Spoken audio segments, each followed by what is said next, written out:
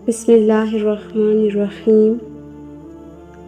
دنیا کو جتنا کم بتاؤ گے اتنی ہی زیادہ خوشحال زندگی رہے گی۔ ہر سننے والے کے کان اور دیکھنے والے کی آنکھیں خیر خواہ نہیں ہوا کرتی۔ اپنے ٹھیک ہونے کا دکھاوا کریں، زندگی کتنی ہی مشکل کیوں نہ ہو، چھپانا دوسروں کے طرز کھانے سے کہیں زیادہ خوبصورت ہے۔ وہ اللہ ہے جو نہ چاہنے پہ آئے تو فرض سجدوں کی توفیق بھی چھین دیتا ہے، اور چاہنے پر آئے تو سرد راتوں میں بھی تہجد میں اپنے روبرو لا کھڑا کرتا ہے۔ زندگی بہتر بنانے کے لیے ان 3 چیزوں کو چھپا کر رکھنے کا حکم ہے، اپنا رزق اور اپنا مال۔ نبی کریم صلی اللہ علیہ وسلم نے فرمایا، اپنا رزق یعنی کہ روزی کو چھپا کر رکھو، کیونکہ دنیا میں بہت سے لوگ حسد کرتے ہیں اور ان کی نظر تمہاری برکت چھین سکتی ہے۔ اپنے فیوچر پلانز۔ حضرت علی رضی اللہ تعالیٰ عنہ نے فرمایا، اپنے مقصد کو تب تک چھپا کر رکھو جب تک وہ پورا نہ ہو جائے، کیونکہ لوگ حسد کرتے ہیں اور وہ تمہاری ترقی نہیں چاہتے۔ اپنے گناہ۔ اگر اللہ تعالیٰ نے تمہارے گناہ چھپا دیے ہیں تو تم اپنے گناہ خود ظاہر مت کرو، اور یہ باتیں شیئر کرو اپنے اس بھائی، اپنے اس دوست کے ساتھ جو اپنے گناہ خوشی کے ساتھ لوگوں کو بتاتا ہے اور اپنے آنے والے پلانز کو لوگوں کے ساتھ شیئر کرتا ہے اور اپنے مال کی نمائش کرتا رہتا ہے۔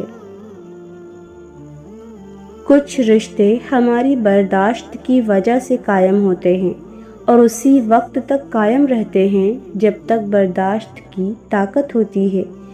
وہ جو کہتے ہیں نا کہ ذرا سی بات پہ تعلق ٹوٹ گیا، وہ ذرا سی بات دراصل برداشت کی آخری حد ہوتی ہے۔ اگر آپ کے دل کے کسی کونے سے اب بھی یہ آواز آتی ہے کہ یہ مت کریں، یہ اللہ تعالیٰ کو پسند نہیں ہے، یہ گناہ ہے، تو اس آواز کو کبھی بھی خاموش مت ہونے دیں، کیونکہ یہ وہ نعمت ہے جو ہر کسی کو نصیب نہیں ہوتی۔ کاش لوگ سمجھ جائیں کہ رشتے ایک دوسرے کا خیال رکھنے کے لیے بنائے جاتے ہیں، ایک دوسرے کا استعمال کرنے کے لیے نہیں۔ آپ کا دل ٹوٹ سکتا ہے لیکن اللہ اسے دوبارہ جوڑ دے گا۔ آپ کی مشکلات بڑھ سکتی ہیں لیکن اللہ ان کو ہلکا کر دے گا، اور یہ ہمیشہ اللہ ہی ہے جو آپ کے زخموں پر مرہم رکھتا ہے۔ اللہ کہتا ہے، ڈرو نہیں، میں تمہارے ساتھ ہوں، میں سنتا بھی ہوں اور دیکھتا بھی ہوں۔ اللہ کو بہت پسند ہے جب انسان 1000 گناہوں کے بعد بھی اس کی طرف رجوع کرتا ہے، ٹوٹی پھوٹی ہی صحیح لیکن اس سے معافی مانگتا ہے، کچی ہی صحیح لیکن اس سے توبہ کی درخواست کرتا ہے، اور وہ رحمان آپ کے گناہ بخش دیتا ہے۔ اگر لا حاصل کو حاصل کرنا چاہتے ہو تو قیام اللیل کرو، یعنی نماز تہجد پڑھا کرو۔ غم عورت کے جسمانی نظام کو بہت بری طرح متاثر کرتا ہے۔ اپنی دعا میں مرادیں مانگنے کے لیے 5 موقع غنیمت سمجھو، تلاوت قرآن کے وقت، اذان کے وقت، بارش کے وقت، خدا کی راہ میں جنگ اور جہاد کے وقت، اور جس وقت مظلوم آہ نالہ کر رہا ہو۔ اللہ کے فیصلے ہمیشہ دیر سے ہی سمجھ آتے ہیں، لیکن جب سمجھ آتے ہیں تو آنکھیں بھیگ جاتی ہیں اور دل کہتا ہے، اللہ کا شکر ہے، جو ہوا بہترین ہوا۔